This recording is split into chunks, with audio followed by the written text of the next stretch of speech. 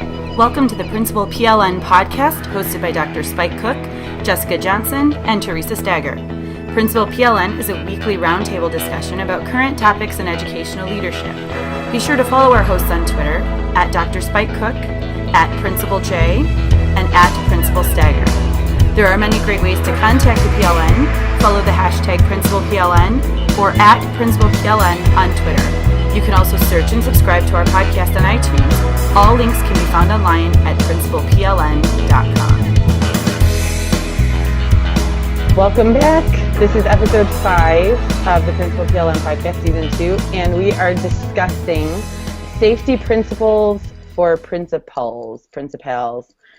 Today, we figured with it being the beginning of the school year, it's probably a good idea to check through your training, see what you've been up to, and maybe share some really good ideas on the best ways to train your staff, because Jess can tell you that some of the ways that some of us have been trained is not necessarily the best one. So let's just super quick go over what have you done the last week. Jess, how did the first week with kids go? Hey, the first week was great. It was really smooth. We only lost one kid, and we knew where he was once we figured it out, and he wasn't really lost. No, it was a smooth week. We have, I don't know if I said it on the last podcast, but we have like over 40 new families in our school. Wow. Our enrollment is like up. It's causing some other problems, but it's a good problem to have. Yeah. But thinking back in previous years, it's been a smooth week. I'm just exhausted. Spike, I was listening to your box. I'm like, yeah, we're exhausted. Mm-hmm. Yeah, no, it's a great start to the year. How about you, Spike? Yeah, Spike, you did your you were doing that. Tell us how that thing went for your first couple of days. Because you were talking last week about how you were going to podcast. Oh yeah.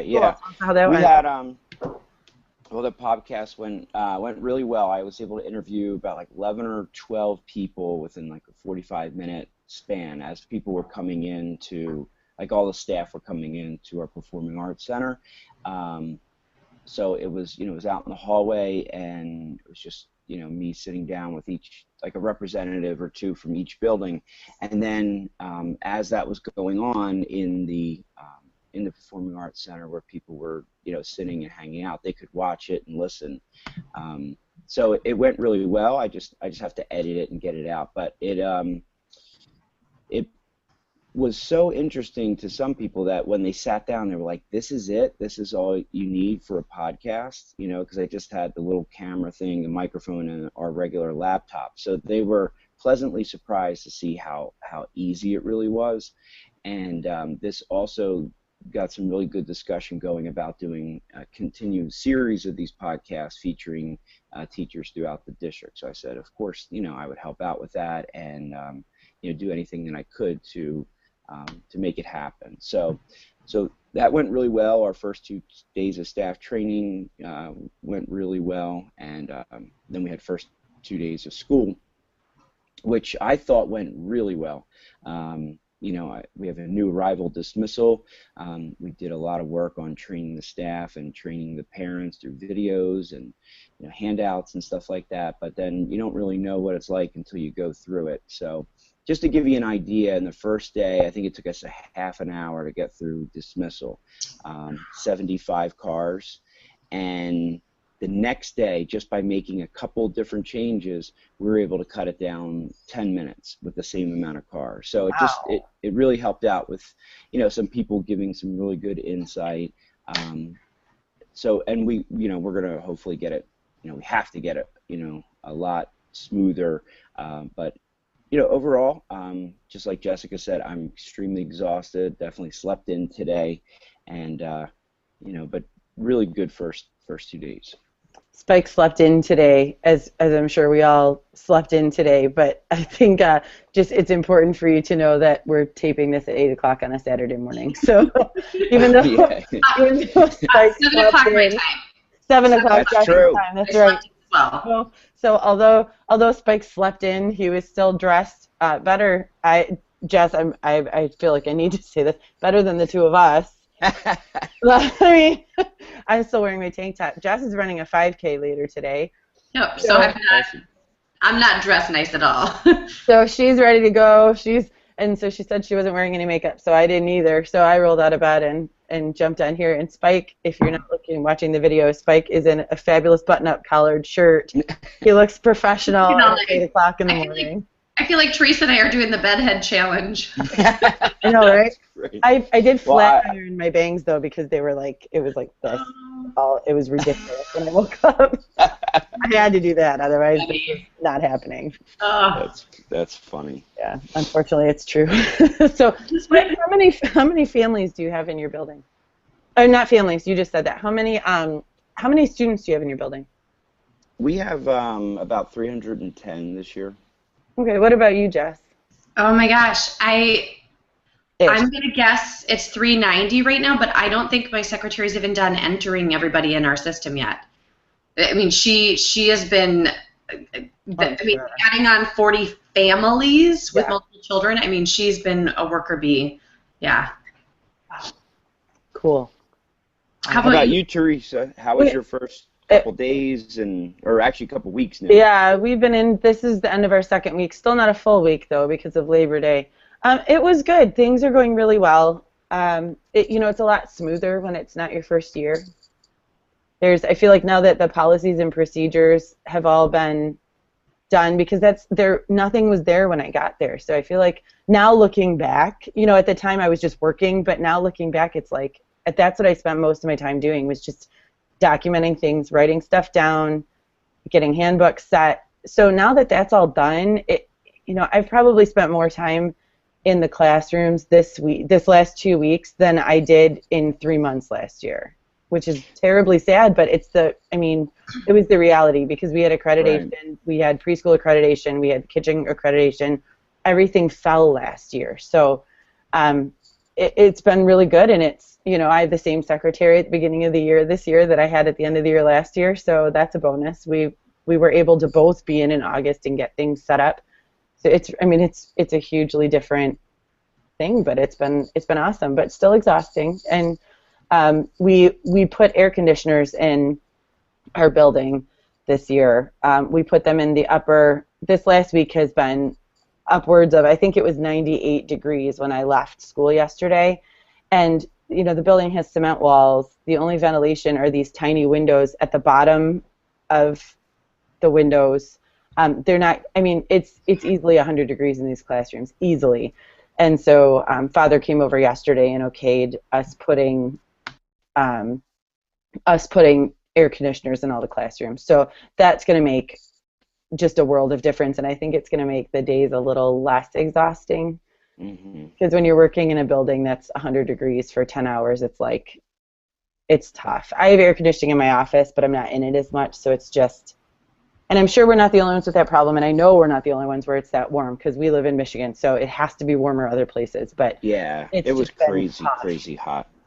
So what about your iPad rollout? How's that going? It's going great. Luckily, we did the main implementation last year, so it was just handing it out to the kindergartners. I got the 8th grade iPads wiped and passed them out to the kindergartners. We had enough that we had ordered last year with because they told us 8% of them would break or the students would break them. So we had ordered 11 extra, which was exactly what we needed for the new students that we had, because we had 130 students. So last year we only had 119. So we needed exactly the amount that we had, which was perfect. So now I just need to order some extras. But it's going pretty well. A couple issues with kids forgetting, their usernames and passwords, but we had them fill out a sheet at the end of the year that had their lock code, their username, their password. So we just gave those back to them, and it's been pretty simple. So, Teresa, did you have any break? We had 2 students shatter screens, shattered. Beyond use. But that was like 2 weeks before the end of the school year. Okay. It's actually impressive. And we don't have carpet in most of the building, so it was bound to happen.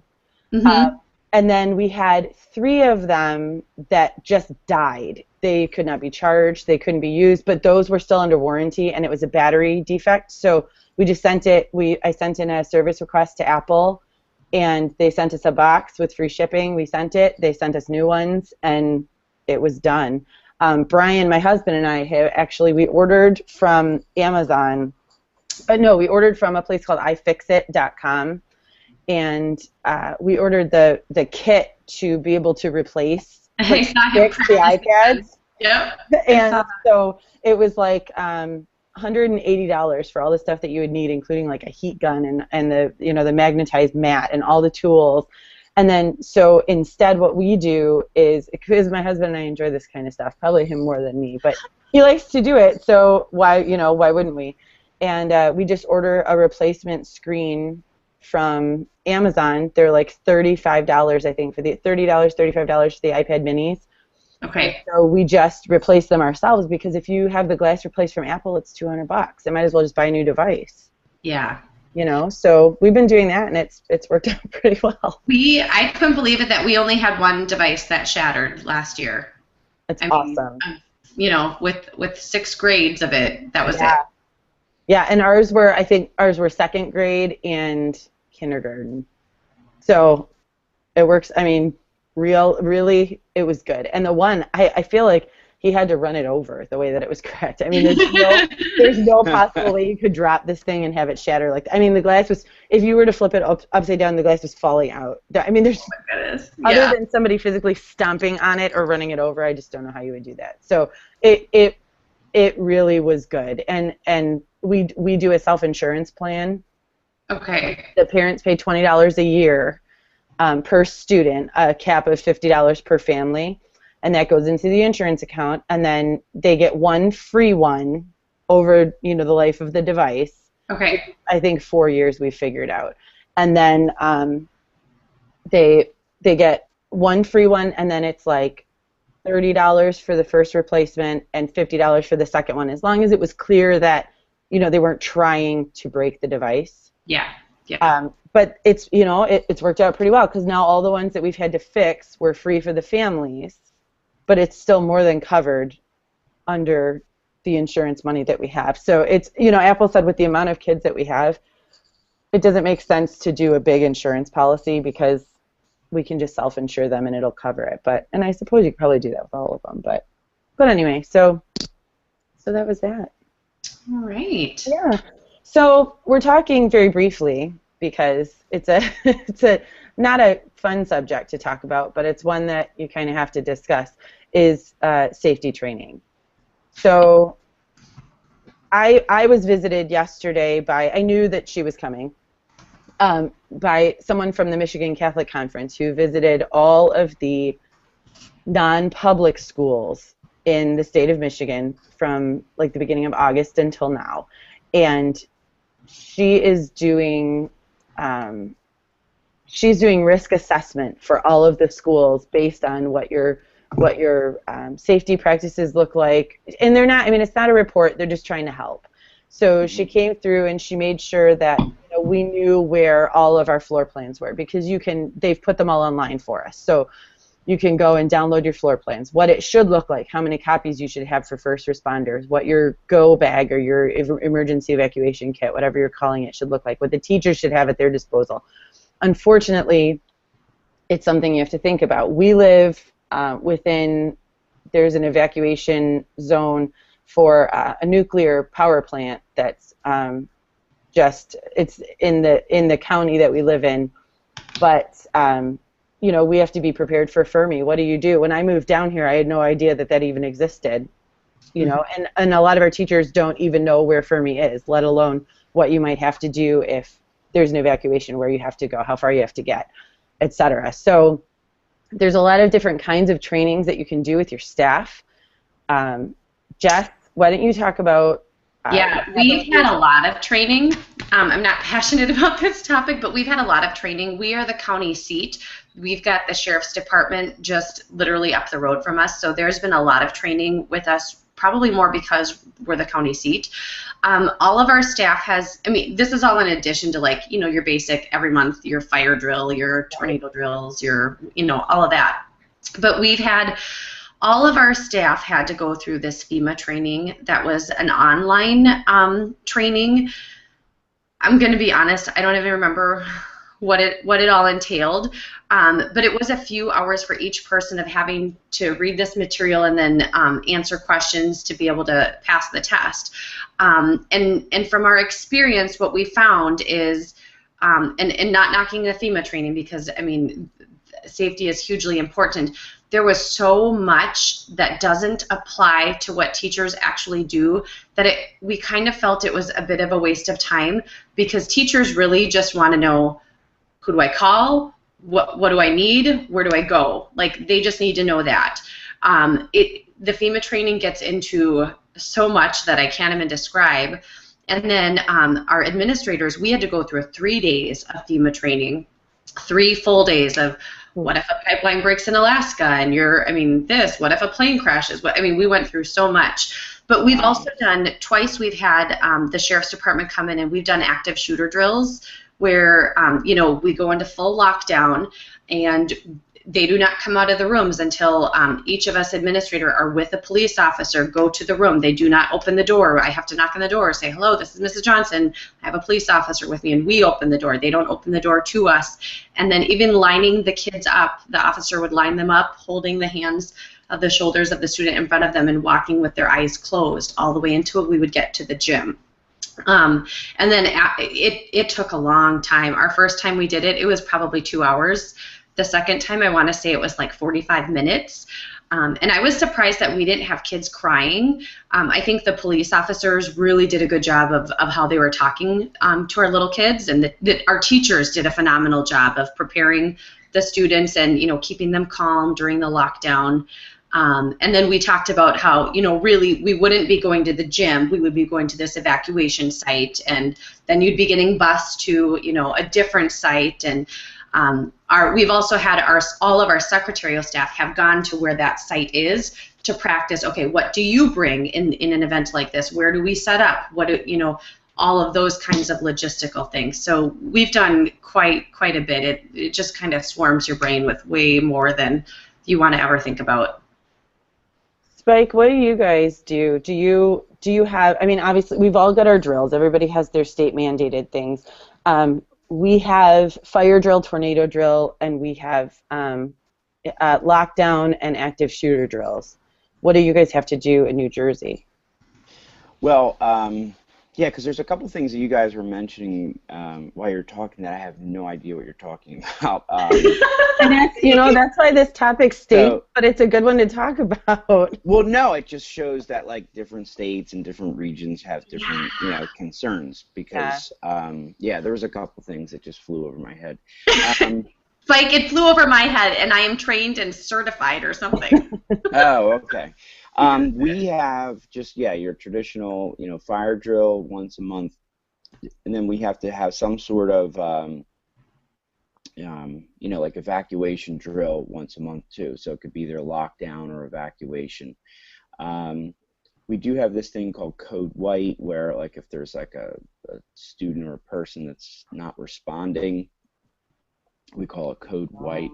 But it's odd because that's not one of the things. It's something we have to practice, but we don't necessarily get credit for it. Like 1 month last year, I wanted to do that as the drill, and we weren't able to. So when we have never really done, like since I've been there, I'm starting my 4th year, we have never done an evacuation where we actually went to the place where we're supposed to be evacuating to, which is a church across the street. I honestly, I'm sure we have a lot of work to do in this area. We've never done an active shooter drill in my building, like with the elementary kids, just because like in the district, I think we've only done one, and it may have been at the high school. We've never done, like, there's a lot of things that when I think about, like, even like our arrival and dismissal, like we've never done a fire drill during that time. We've never done a lockdown or an evacuation drill during those times. So, there's a lot of things that we have to look into, but we don't have anything on tornadoes. We do get hurricanes in this area, but we don't necessarily have any like hurricane training. And then as far as like big catastrophes and stuff like that through FEMA and whatever, I don't even know. I don't have anything on that. Because I was going to ask you about the hurricanes. When is hurricane season really big up by you? Because I know you guys got a couple nasty ones the last couple years. Yeah, it's right around now, actually. It's like the end of August through September, and I think maybe into early October. So, yeah, we've had some times where, it's been pretty bad, and we're probably about 40 miles off of the eastern seaboard. So it usually doesn't damage too much inland this far, but obviously like neighboring towns and places like that. So, but usually that would be as simple as like, because with hurricanes they're coming. I mean they're coming from you actually have a few days to prepare for them. That's so normally we just cancel school. I would guess like tornado. I don't know. Can you guys talk about the tornado thing? Because that's totally foreign to the East Coast. You don't get tornadoes on the East Coast? Yeah, do you not have? No. Really? No. Okay, so Spike, a tornado drill, you have to be prepared if there's a tornado. Because those come out of nowhere. And you practice where you're going to go, and for most of you can't be in a room with a window, so a lot of our classrooms have to go in the hallway, and you practice lining up by the wall and getting down and covering your head. And it used to be with a book, but they changed that. I don't know if we used to put books over our necks. Never done books. We did because it would save from the glass. If you were in a place where there was glass, it would save your neck or your body from like flying materials. But they've stopped that now. But you have to, like, you sit in Indian or crisscross applesauce, whatever we call it now, and sit. I'm so used to that's what we called it when I was in school. And you sit against the wall and put your head down as far as you can, just in like a tiny little ball, and then you cover your neck, and you have to stay there until the tornado is out of the area. Yeah. And going back to principal basics of these principles of safety, 4 principles, I think the main thing is teachers and kids need to know where they go, whether they're in their classroom or if they're in Fayette or if they're in gym or whatever. So when you do whatever drill it is you need to do, I'm sure, in other states there's different kinds of drills, but practicing them at different times of the day so that they get that practice of, if they're at a special or, oh my gosh, we've never done it during lunch or recess because I'm the one that says no. I know. We are required in the state of Michigan that we have to have one of each drill during lunch and recess throughout the year. I just imagine like lunches not eaten and I can't get over that. Yeah, you have to extend lunch that day. I mean, just extend it and call it good. And hopefully you're not the one that has to like oversee every little detail, but like, do they all have the sign by the door that says, where they evacuate to, and if they don't, where should they go? Thankfully, like that is all taken care of in my building. Like I have no idea who I do know who does it, but I have nothing to do with that. But you need to have those kinds of basics for everybody, and then a go bag if they're needing to leave for something, or what is your procedure for fire drills? Are they holding up a red card that they're missing somebody, or do they have to give you an attendance slip? Who's checking the building as they're leaving? Who's going and checking the bathrooms to make sure that everybody is out? How are you going to notify parents if you have to evacuate the building? Or I'm so happy. I think I shared we have this new Blackboard Connect system, the auto dialing system. I am so happy for that. We have School Reach through Power School, and it saved us so many times last year. I can't even. You have to have some sort of a system like that can call, email, or text. You just have to. Yeah. We were talking about yesterday when the emergency woman came to discuss with us. We were talking about, you have all of your signs, you've got your things posted.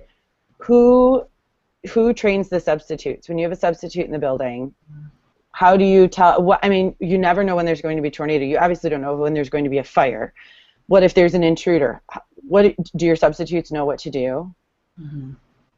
That's a great question. Yeah. I think we have like these substitute folders, and fortunately we have a lot of people who are pretty regular in our building. Right. But they do have substitute folders. We sort of check in with them in the beginning of the day just to make sure, one, that they know where they're going, what they're doing, and then also if there's any problems or questions. Like we usually just have like the person next to them that would help them out, you know, in that kind of case. So, you know, if we're going to do a fire drill on Monday, you know, we have a substitute in there, then they just, you know, and a lot of times the kids know the routine, Yes. you know, so it's like, you need to grab that, you need to grab this, we need to get in line, and, you know, but most of the time they're okay. I think in our pre-show we were talking a little bit about new staff, and it's so funny that you mentioned that because I do have actually I have two new teachers and a new cafeteria manager that I need to sit down with. The same new staff. Yeah, I need to sit down with them next week and go over all this, because they're gonna, well, and I might not get to them before that, but yeah, they're gonna have a drill, and they may not know what to do. Although, you know, with their mentors, each of them are assigned a mentor, so hopefully they went over that. But that was a good reminder that you have to make sure you do that. You know, this is kind of shifting the monkey, but when we set up our mentors with our mentees, we give them a list of like topics to talk about each month. And at the beginning of the year, when we had them meet before school started, it had those like nitty-gritty little detail things that that we asked the mentors to talk about with the mentees, because they're the ones who have been in classrooms and know, like, you know, the little details of what you do. And I'm going to be honest, there's some little basic things that I might not be completely aware of, because I'm the one running around with my walkie-talkie, checking the bathrooms and, you know, checking for lost students. And they know better than we do. It's totally true. It's totally true. And Jess, would you be willing to share that checklist that you give to your mentors for the? Yes, and it doesn't pertain to safety, but yeah, I will find that and turn it into a Google Doc to share. That'd be great. Thank you. We also discussed yesterday with the emergency woman that came in, which I thought was a fantastic idea. You know, we'd go through all this training stuff at the beginning of the school year in our professional development time before classes start. But realistically, we were all teachers. We know that the one thing that you're thinking about is getting in your classroom. They're listening to you, but they're not really grasping it. She came up with this idea called a safety 10. And she puts it in every full staff meeting, and she says you have to keep it to 10 minutes. That's no question. If it becomes a topic that clearly we need to move forward with, then you put it on the next agenda as a full agenda item. But during the safety 10, you've got your monthly staff meeting or whenever you have it, and you discuss one thing. So fire drills. What are we going to do? Where are we going to go? If we have an evacuation, where's the list? Who does what? Who's in charge of which parts? But that way, the teachers have already been in their classrooms. They've already had students. They are kind of learning the ropes, especially with the new teachers. They're learning the ropes of, where everything is, how everything's moving, what the school day looks like. So now when you're reintroducing those topics, they mean a little bit more. And it's just a good reminder. I mean, nobody wants, there it is. Nobody wants to add more to a staff meeting, but this is, unfortunately, school safety is something that we're in a time now that we just have to make sure that everybody knows what they're doing, because the worst thing that could happen ever is that there's a tornado or a fire or, heaven forbid, an intruder, and your kids aren't safe because your staff wasn't 100% sure about what to do. Yes. Yep. All right. Well, thanks everybody for listening. Coming up, we've got plans for our next podcast. We're going to talk about keeping the principal healthy, because you have to outlast this marathon. We'll have a special guest, Hal Elrod, coming in, and we'll also be talking about productivity tips for principals so you can keep the work.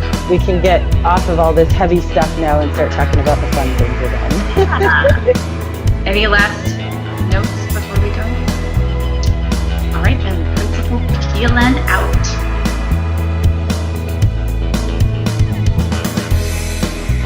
Thanks for sharing in the learning with us today. Remember to subscribe and leave a review on iTunes, and continue the conversation by joining the Boxer group. Links can be found at PrincipalPLN.com.